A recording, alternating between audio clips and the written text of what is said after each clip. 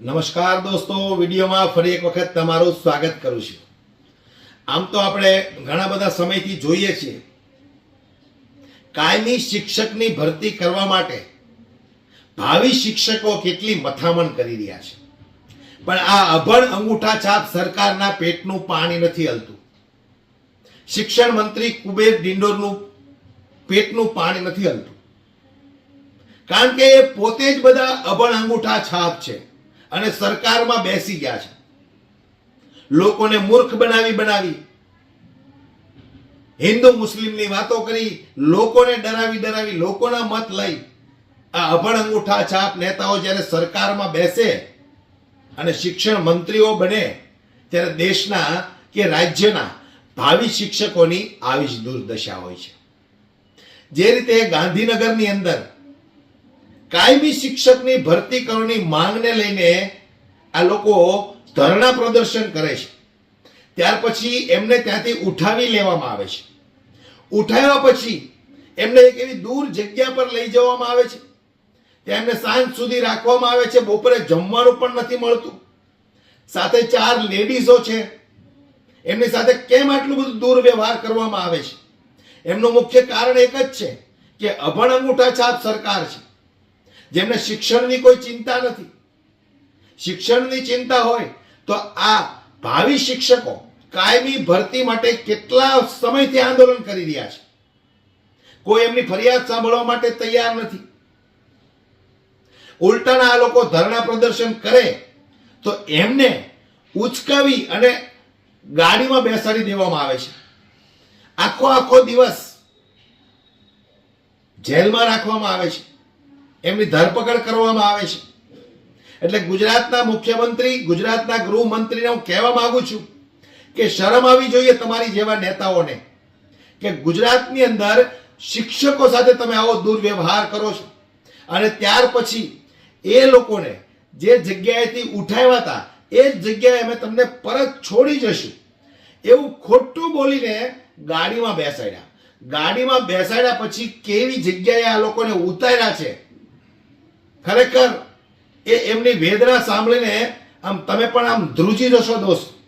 જે રીતે 4 લેડીઝ મહિલાઓ પણ સાથે છે એમની, અને જે યુવકો સાથે છે એ લોકોને કેવી જગ્યા પર ઉતારવામાં આવ્યા છે, ત્યાર પછી એ લોકોએ શું કહ્યું છે એ પણ તમે સાંભળો।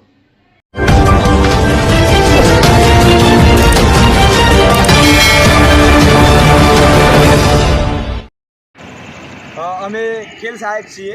અમે ગાંધીનગરમાં 2 દિવસથી ખેલ સહાયક અમારા વ્યાયામ શિક્ષકની કાયમી ભરતી માટે અમે આંદોલનમાં આવેલા હતા।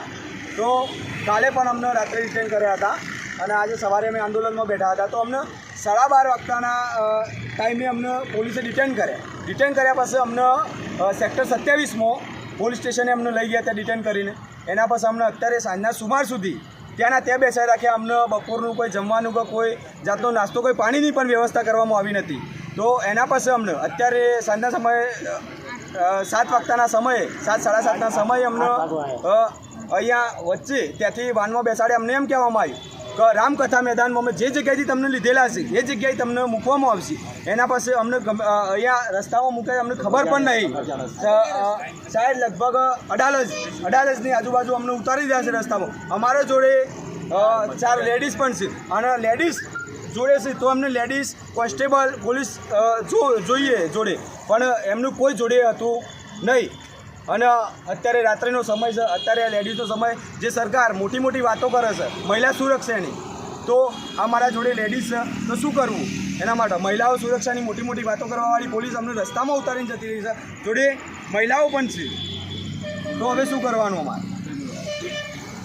અને આજે તો અમારી સાથે એવું થયું છે કે જિંદગીમાં અમે આવું જોયું નથી, પહેલી વાર આવો બધો બનાવ અમારી સાથે થયો। જ્યારે અમને ડિટેન કર્યા ત્યાં અમને બેસાડ્યા, અમે તો ભૂખે મરી ગયા, કંઈ ખાવાનું કશું જ નહીં, નાસ્તો પાણી નહીં। પછી અમને જ્યારે હમણાં 7:30 પછી ત્યાંથી અમને પોલીસના ડબ્બામાં બેસાડ્યા, એમાં બધા જેન્ટ્સ પોલીસ હતા, અમારા ભાઈઓ સાથે જેન્ટ્સ પોલીસ અને અમે 4 બહેનો હતી, અમારી સાથે કોઈ લેડીઝ પોલીસ હતી નહીં। સરકાર શું આ બધી વાતો કરે છે? જ્યારે મહિલા દિવસ ઉજવણી કરે છે તો મહિલા સુરક્ષાની મોટી વાતો કરે છે, તો અહીંયા તો અમારે કંઈ મહિલા સુરક્ષાનું તો હતું જ નહીં। તો એમને અમને ડિટેન કરવાની જરૂર શું હતી? એમની જો કોન્સ્ટેબલ લેડીઝ ના આવી શકે અમારી જોડે તો એમને અમને ડિટેન કરવાની જરૂર શું હતી? હે? અને આ અમને જે જગ્યાએ છોડ્યા છે એ જગ્યા અમને ખબર જ નથી. જો આ ગાંડા બાવળા દેખાય છે, આ બધી બાજુ ગાંડા બાવળા છે. હવે આ અમારો એવો અજાણ્યો વિસ્તાર છે, અમને જ નથી ખબર. ગોળ ગોળ અમને ફેરવી દીધા છે. હવે અમે ક્યાં જશું?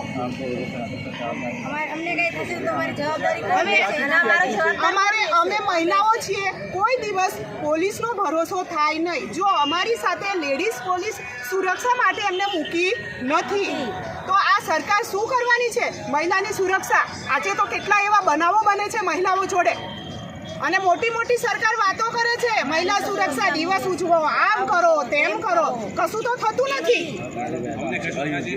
આ બધું અયોગ્ય છે. અને અમને કઈ પણ થાય તો એમનો જવાબદાર કોણ છે? કોણ આજે અહીંયા અમને ઉતારી દીધા અને કઈ અમારી સાથે થયું તો જવાબદાર, અને ત્યાં અમારું લિસ્ટમાં નામ છે આખું એડ્રેસ સાથે, તો કોણ ફોલ્ટમાં આવશે?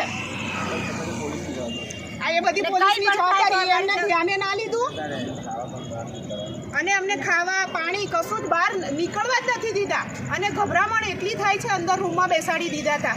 અને આ અમારી બેનને દવા ગોળી ખાય છે. આ બેન દવા ગોળી ખાય છે. જોવો બધા, આ બેનને ટાઈમ થઈ ગયો છે 6 વાગ્યે ગોળી ખાવાનો, પણ આ બેન હજુ અમારી સાથે એમને અમે આજીજી કરી હતી કે આ બેનને ગોળી ખાવાની છે જમ્યા પછી. હવે આ બેનને ગોળી ના ખાશે તો બહુ તકલીફ થશે, અમે જાણીએ છીએ. કાલે અમે એની સાથે હતા. સાંભળો, હવે એને શું થશે અમને ખબર છે. રાત્રે શું થયેલું અમે એમને હાચવીને રાખ્યા હતા. હવે આ બેન અને અમે બધા છૂટા થઈ જવાના છીએ. હવે આ બેન એમના સાથીદાર બેન હતા એ છૂટા થઈ ગયા અને એમને ડિટેન કરી લીધા છે. હવે આ બેન ને એક યાદ હશે, અમે બધા અલગ અલગ છીએ, તો આ બેનનું શું થશે? બોલો. મારું શું થશે? મને કોણ મૂકવા આવશે ત્યાં? પતિ કાયશ્રી મેં તો જોયું નથી કાંઈ. પૈસા એટલે શું કરવાનું અમારે?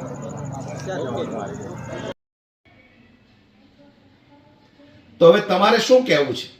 આ દેશના રાજ્યના ભાવિ શિક્ષકો છે, એમની સાથે જો આ સરકાર આવું કરતી હોય તો વિચાર કરો તમે, આમ નાગરિક સાથે આ સરકાર શું ન કરી શકે? મણગાઓ મોટા મોટા ફૂંકે છે જ્યારે ચૂંટણીઓ આવે છે ત્યારે, કે શિક્ષણને અમે આગળ વધારશું, શિક્ષણ ક્ષેત્રે ગુજરાત રાજ્ય ખૂબ તરક્કી કરી રહ્યું છે. પેલો ભારતીય જનતા પાર્ટીનો જીતુ વાઘાણી કહે છે ને, નરેન્દ્ર મોદીના નેતૃત્વમાં ગુજરાતની અંદર શિક્ષણની એક એવી ધરોહર ઊભી થઈ છે. આવી ધરોહર ઊભી થઈ છે. તમે અભણ અંગૂઠા છાપ, તમારા નેતાઓ અભણ અંગૂઠા છાપ, આ બધા અભણ અંગૂઠા છાપે દેશની રાજ્યની પથારી ફેરવી દીધી છે. જે રીતે આ લોકો સાથે વર્તન કરવામાં આવ્યું એ દ્રશ્ય જોઈ, એમની વેદના સાંભળીને તમારું શું કહેવું છે મને કોમેન્ટ બોક્સમાં દોસ્તો જરૂરથી જણાવજો. અને આવા જ વિડીયો જોવા માટે અમારી યુટ્યુબ ચેનલને સબસ્ક્રાઇબ કરી બેલ આઇકન પ્રેસ કરી દેજો. જય હિન્દ.